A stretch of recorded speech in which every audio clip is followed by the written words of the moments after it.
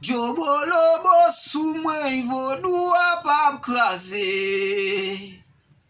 Kajabo sou mwen vodou a pap tombe. Men moun yo vle pran vodou a pou fè politiko.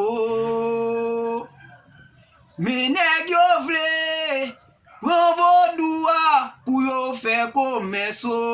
Kajabo sou mwen vodou a pap tombe. Jobolobo sou mwen vodou a pap krasé. Kajabo sou mwen vodou a pap tombe.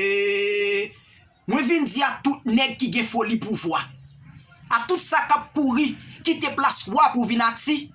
Vin di tout mazanza, vodou a pas un outil manipulation, vodou a c'est protection, vodou a c'est liberté. Vodou a c'est son planter ou récolter. Parce que li c'est des oreilles bon sens la vérité qui chita sous ti chaise la raison k'ap gade ak denawel pour le balancer tout moun k'ap chercher chimè vérité à quel tout bon vrai. C'est ça fait nous même famille di fait. Boalou ba nous engagement pour nous goumer contre tout esprit chirépite avec l'esprit mauvais vent k'ap soufflé sous vodou depuis longtemps qui rend nous pas jamais mettre tête ensemble pour nous construire un vodou. Non batam pas m'pi bon. Mettez pied pas, mettez pied pam. Pendant le soleil levé, il levé pour tout le monde. Et tout le monde gen place dans vodou. Cérémonie bois caïman, te bay tout mambo ou gen place yo. Et tout le monde gen droit pour entrer dans vodou. Hay!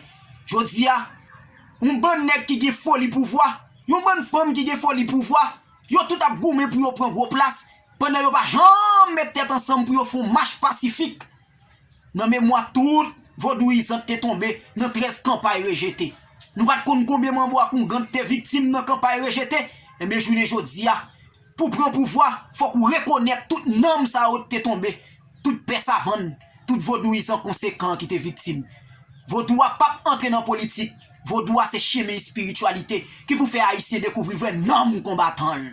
Kajabo soua vodou a pas krasé.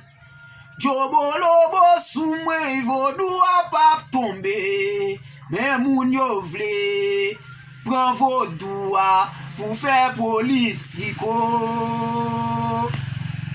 Men moun yo vle pran vodou a pou yo fè komeso. Kajabo sou mwen vodou a pap tombe.